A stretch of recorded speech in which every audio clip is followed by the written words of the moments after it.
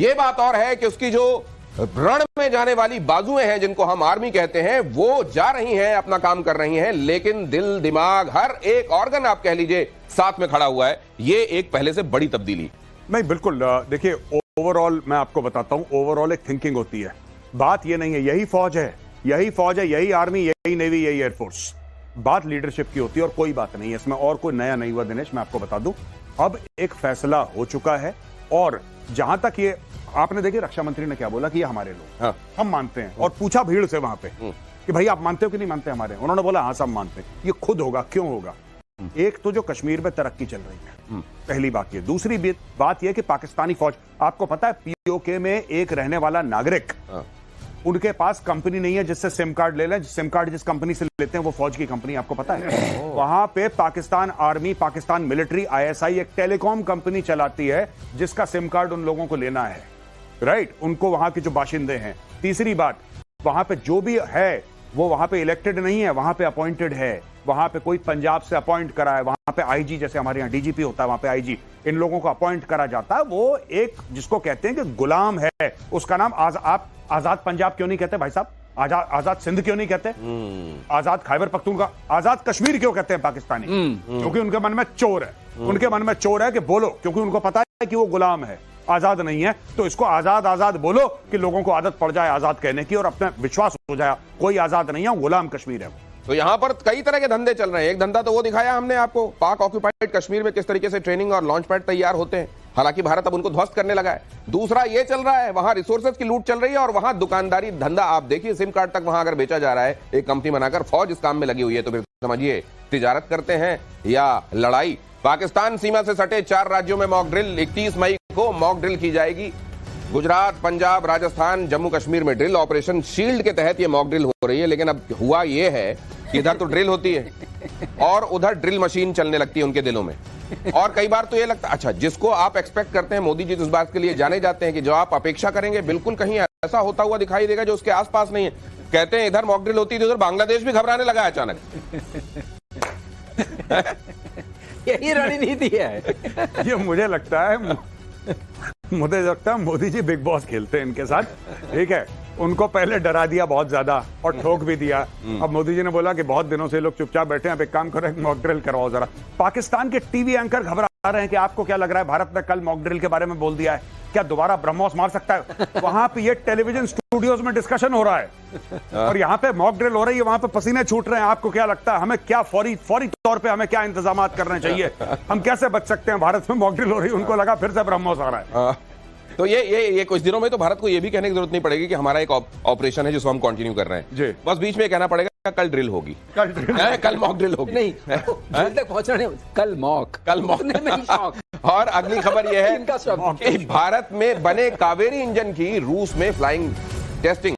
कल आपको ये मेजर गौरव आर्य बता रहे थे कि जिस समय हम बात कर रहे हैं वहां पर इस इंजन की टेस्टिंग हो रही है। भारत की 5वीं पीढ़ी 5th जनरेशन के फाइटर जेट एमका में हो सकता है इसका इस्तेमाल, छोटे फाइटर प्लेन में भी लगाने का की योजना चल रही है। लंबी दूरी के स्टेल्थ ड्रोन में इस्तेमाल की भी योजना है। कावेरी इंजन किन मायनों में खास है और ये हमारे लिए कितना बड़ा माइलस्टोन होगा, हमारा डेवलप किया हुआ इंजन अगर हम लगा सकते हैं इन फाइटर जेट्स में? तो इनफैक्ट कल सर ने बताई थी, बहुत प्यारी बात बताई थी कि कावेरी जब बनाया था तो उसके अंदर उतना थ्रस्ट पैदा नहीं कर पा रहा था कि तेजस को वो टेक ऑफ करवा ले, उड़ा ले। तो अब क्या करा कि उन्होंने बोला एक तो हम फर्दर डेवलप करेंगे कि उसकी कैपेसिटी बढ़ाएंगे।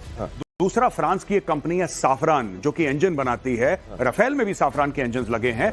उस कंपनी को यह बोला था कि साहब आप भारत में आके को प्रोड्यूस करिए और 100% ट्रांसफर ऑफ टेक्नोलॉजी दीजिए। और तीसरी चीज जो यूकैव है, यूकैव जिसका नाम घातक है, घातक में वो कावेरी का इंजन लगाया जा रहा है जिसमें कि जाहिर सी बात है पायलट नहीं, उसमें पायलट नहीं है, उसमें स्टेल्थ के फीचर्स डाले जा रहे हैं और वो ऑटोनोमस है, वो उड़ेगा यूजिंग आर्टिफिशियल इंटेलिजेंस, कंट्रोल करा जाएगा और पाकिस्तान में जाएगा। मैं ये भी सुन रहा हूं पीके श्रीवास्तव सर कि ये कावेरी को लेकर और अचानक एमका को लेकर भारत के इस कदम से रशिया और अमेरिका भी सरप्राइज्ड है।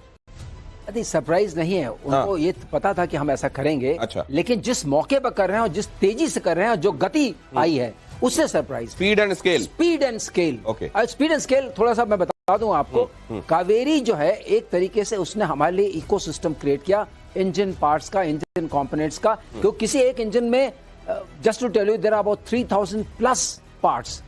वो जो कि एक इंजन में 3000 से ज्यादा पुर्जे लगते हैं। हाँ, ज्यादा ये जो हमको दिखाई दे रहा है इसमें 3000 से ज्यादा पुर्जे हैं, जो कि आप जाएंगे कम से कम 700 से 800 वेंडर के पास। अब आपके पास इकोसिस्टम आ गया है। अगर आपके पास इकोसिस्टम है तो नेक्स्ट को लाने में आपको उतनी ही आसानी होगी। इसलिए अब सैफरान ने भी हाथ बढ़ाया है, इसीलिए अब सब हाथ बढ़ा रहे हैं। क्योंकि हाथ आप बताइए किसके पास हाथ बढ़ाया जाता है? जिसके ऊपर आपको विश्वास हो, कि विश्वास हो और जो सही राह पर चल रहा हो और जिसके साथ शक्ति हो। करेक्ट। और यहाँ पर ये 3000 पुर्जे वाला कावेरी आपको दिखाई दे रहा है। ये कावेरी जिसको दक्षिण की गंगा भी कहा जाता है सर, ये हमारे लिए क्या आने वाले दिनों में, और मैं इस बात को अप्रिशिएट करता हूँ, आपकी तबीयत ठीक नहीं उसके बावजूद आप हमारे साथ जुड़े हुए सर, ये किन मायनों में हमारे लिए ये गेम चेंजर हो? देखिए, किसी भी फाइटर एयरक्राफ्ट का सोल जो है एरो इंजन होता है। हाँ।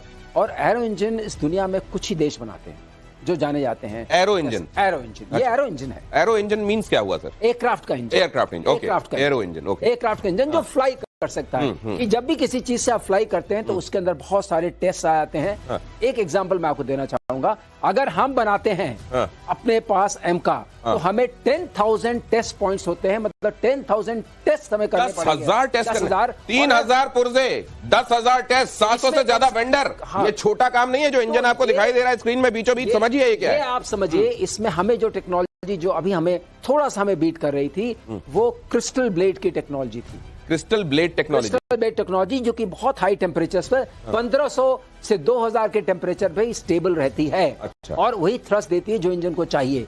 तो उस हम मटेरियल साइंस, मैंने आपके शो में पहले भी कहा था, हमें मटेरियल साइंस को किसी तरीके से हार्नेस करना है। बाकी हम कैपेबल हैं, तो इसके लिए ये हमें मदद करेंगे। इन्होंने ये वादा किया है। हमारा डर जो है वो यूएस के साथ ये है कि शायद वो टेक्नोलॉजी, कोर टेक्नोलॉजी न शेयर करें। ओके। बहरहाल बदमाश है सर। ये बदमाशी तो खैर पहली बार नहीं है और हम इसके लिए तैयार भी हैं। भारत पाकिस्तान के बीच थोड़ा इधर कुछ तनाव कम जैसी स्थिति बनी और उधर विश्व युद्ध 3 की धमकी मिल गई है, वर्ल्ड वॉर 3। इस वक्त की बड़ी खबर यह है कि रशिया ने अमेरिका को वर्ल्ड वॉर 3 की धमकी दे दी है। रूस की सिक्योरिटी काउंसिल के डेप्यूटी चेयर दिमित्री मेदवेदेव ने धमकी दी है। थर्ड वर्ल्ड वॉर जैसी बुरी चीज ट्रंप समझते होंगे, मेदवेदेव ने कहा है। ट्रंप ने पुतिन के बारे में कहा था कि वो आग से खेल रहे हैं, अजीब पागल आदमी है और रूस के साथ वो कुछ बुरा कर सकते हैं। ट्रंप किसी भी हालत में रूस और यूक्रेन के बीच सीज फायर कराना चाहते हैं, लेकिन पुतिन इसके लिए तैयार नहीं है। वर्ल्ड वॉर 3 उम्मीद करता हूं, मेदवेदेव ने कहा है कि अमेरिका समझता होगा। ये वील्ड वार्निंग है, क्लियर एक्सप्लिसिट वार्निंग है, क्या है ये? नहीं, बात यह है कि देखिए अब ट्रंप ने क्या करा कि शुरू में लोगों की बड़ी उम्मीद थी कि आएगा ये फैसला, और ट्रंप ने बोला भी ऐसे था कि 24 घंटे के अंदर लड़ाई खत्म कर दूंगा, 36 घंटे के अंदर 48। अब पता लग रहा है कि सारी फेक प्रॉमिसेस थी ट्रंप की। ट्रंप ने बोला खत्म कर दूंगा, ट्रंप ने बोला है कि देखो तुम ऐसा कर लो कल तक खत्म। उन्होंने बोला सॉरी बॉस, ऐसा नहीं होगा।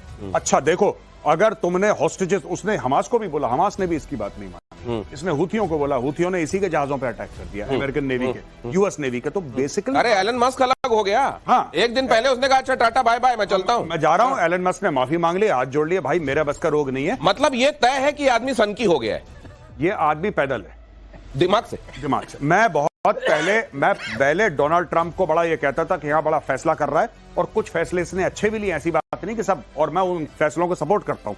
आदमी से मेरी कोई गिला शिकवा नहीं है, जो अच्छा काम करता है ठीक है, बुरा काम करता है पॉइंट आउट।